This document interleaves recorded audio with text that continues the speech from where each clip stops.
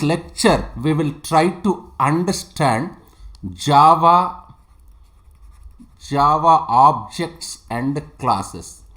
We already discussed about classes and how to define a class and how to create an object, but we will try to understand in depth manner about these two things. What is object? What is class?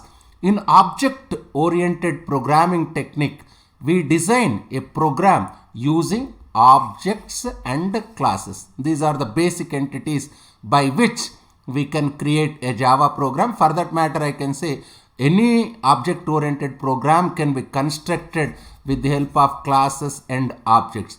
Now, we will try to understand this concept with the help of few simple programs. Just see what is this program. What am I saying? In Java programming language, these slashes indicates comment lines. What am I saying here?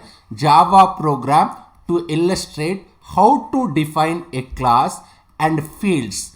Define here. What am I doing here? Just I am creating a class. We have created student class. Just see, class space class name student, whichever name you want you can give. Just I am defining a class with name student. We have created student class which has two data members. What are the data members? I can say they are fields. Just see, first data member is id, int id. id is a variable whose data type is int.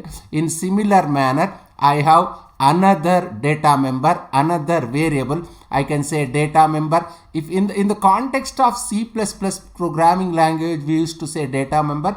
Even in the context of your Java programming language, you can say instance variable. Here I have two variables, int space id. id is a variable whose data type is int. In similar manner, name is also a variable whose data type is string. Of course, it's a predefined built-in class. We will spend lot of time on this particular class in my future classes. Time being, just understand we have two data members or two variables. We are creating object of student. Just see, what is my class? This is my class beginning, in which, as I told you, this is id is integer type variable, name is string type variable. We know the meaning of public static void main string args. I need not repeat this meaning. Now, where can I create an object? I must create object inside the main, isn't it?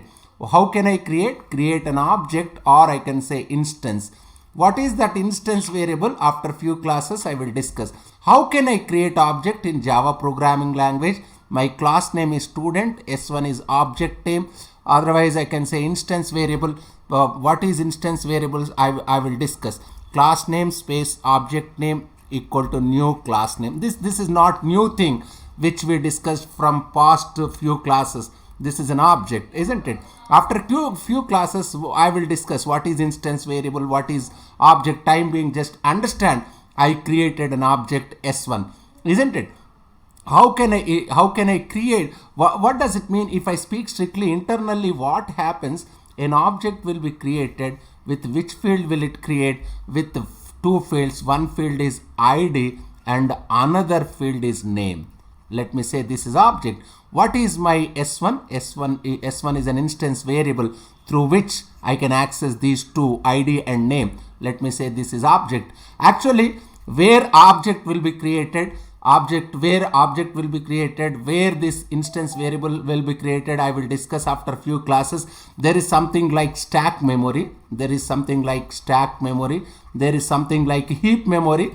Where this object, what is the role of heap memory and what is the role of stack memory in creating object, that I will discuss. I don't want to keep everything in a single program. I will discuss these concepts after 2 or 3 lectures. Just time being, understand I have an object with the members id and name. I can refer this object with the help of this S1 I can say instance variable. Now just see, we know the meaning of system.out.println S1.id. What is the meaning of S1.id? What will it print? Just see, S1.id means what it is printing. Let me change the color. Yes, S1.id means it is printing print ln S1.id means it's printing 0. Just in id I am not keeping anything. In such case, In Java programming language, it keeps 0. There is something like garbage collector in Java programming language. In initial lectures, we were discussing about garbage collector. If it is in C or C++, you can have some garbage value. But whereas in the case of Java programming language, you cannot find garbage. Why? Because there is a specific mechanism in JVM, that is garbage collector. Therefore, you can see only s1.id means 0. But if it is C programming language, you won't get 0. You will get some garbage value, minus 234, 194. Some value it will print. What about s1.name? This is s1 is reference variable. s1.name means what will it print? It will print null value, isn't it? We are not keeping anything in that particular variable. What you have to understand here, what am I doing? I am declaring how many classes I have in this program. I have only one class. This is beginning of the class. This is ending of the class, and this is beginning of public static void main. This is ending of public static void main. We will spend time on this particular program only. As I told you, this is ending of your public static void main. This is beginning. This is beginning of the class. This is ending of the class. We will try to understand. Let me spend a few more seconds on the same program. Here, just see what am I doing here. Let me say what is the difference between previous program and this program. If you observe carefully, in my previous program, how many classes I have? I had only one class. If you want me to go back, I will go back and I will show you. Just see here how many classes I have. Class space class name student, that is class beginning, class ending. In this program, I have only one class, but in the second program, let me say this is my second program. In this class, how many classes I have? I have two classes. One class is student, class space class name student, and another class is test student 1. Here I am keeping two classes. Let me say like this, object and class. I can say object and class. This can be treated as object and class example. Main is outside the class. Just see, in previous program, I kept main in a class, but here I am defining a separate class known as test student, in which I am keeping public static void main. As I told you in initial classes itself, you can write any number of classes as per your requirements, but you can keep public static void main in only one class. Here I am keeping public static void main in test student 1 class. I must save file with this particular class name.java. That I already discussed about these things in my previous lecture series. Now let me say like this. Otherwise, let me write one sentence here. Maybe that may be the better practice. Let me say like this. In real-time development. In real-time development, let me say, in real-time development, we create classes. We create classes and use it from another class. Use it from another class. Just read this statement carefully. It is better approach. If you speak strictly, it is better approach. It is better approach. This is here. What am I doing here? I am defining a class student. That's what it says. Just read this sentence. In real-time development, we create classes. Of course, here I defined a class student. In future lectures, I will define multiple classes. We create classes and use it.